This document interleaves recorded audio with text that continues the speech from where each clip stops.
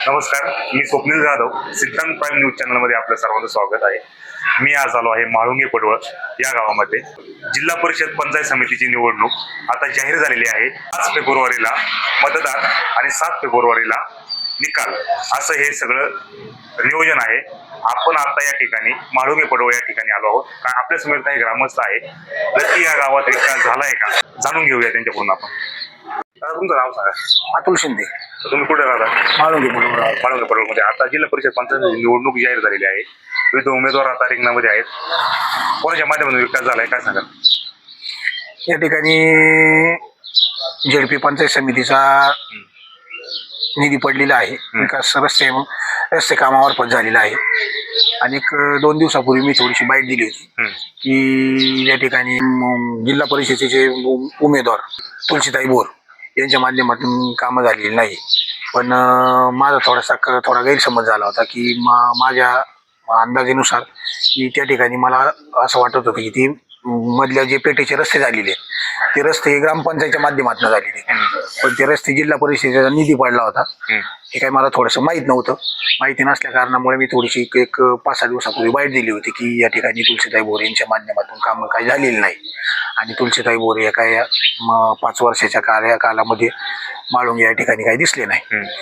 तर त्यांचे मिसेस त्यांचे पती असायचे, सुखदुःखात कोणाच्या कार्यक्रमात हजर असायचे आणि त्यांच्या माध्यमातून कामं झालेली आहेत.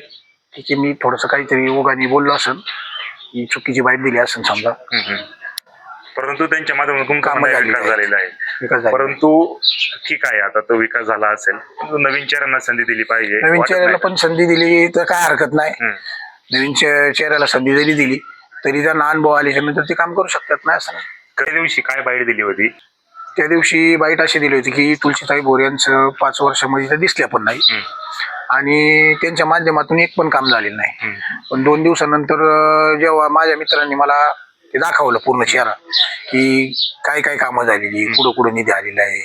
आणि मग तू बाईट एवढ्या अचानक 4-5 दिवसात असं काय घडलं का तुम्ही डायरेक्ट नाही माझ्यावरती बोर यांच्या बाजूने बोलायला लागले? नाही, तसं नाही. काही दबाव वगैरे माझ्यावरती काही दबाव नाही किंवा माझ्यावरती कोणी काही प्रेशर नाही टाकला. ठीक आहे, खरी कामं झाली त्या कामं झालीच म्हणायला काय हरकत नाही, आणि नाही झाली तर त्या ठिकाणी नाही म्हणायला काय हरकत नाही.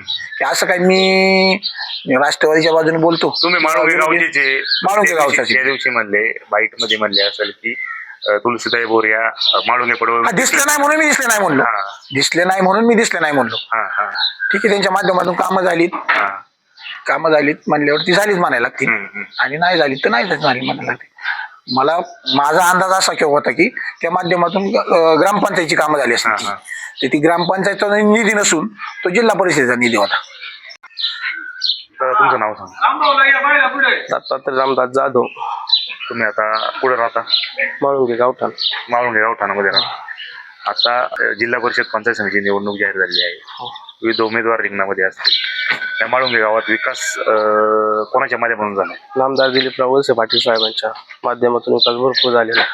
काय काय विकास झाला, काय सांगता येईल? रस्त्याची पुढं सगळ्याच बाबतीत जिल्हा परिषदेच्या माध्यमातून कोणता विकास झाला?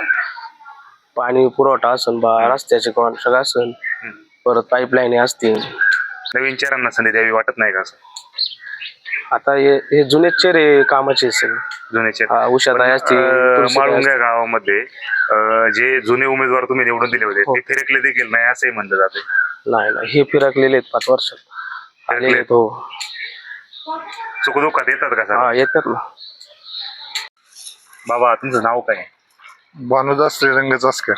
तर कोणत्या मळ्यात राहता तुम्ही? मी पिंगळदर मळा, म्हाळुंगे पडवळ.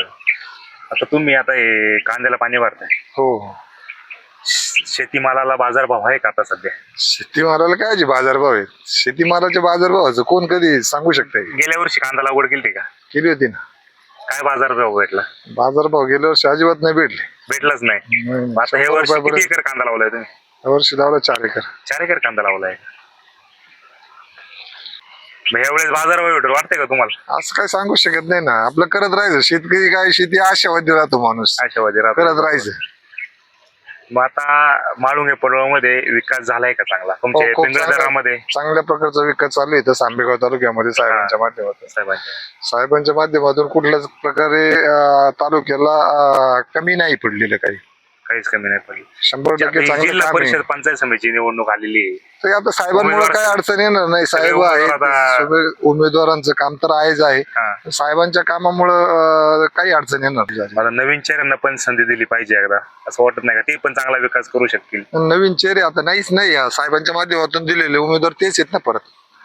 नाही नाही, समोरून विरोधात जर नवीन चेहरे असतील आणि तर विरोधात राहून काही कामाचं हेच होणार नाही ना. म्हणजे काम झालं पाहिजे ना. कामासाठी सत्तेत राहून काम होते. सत्तेत राहूनच काम होणार आहे.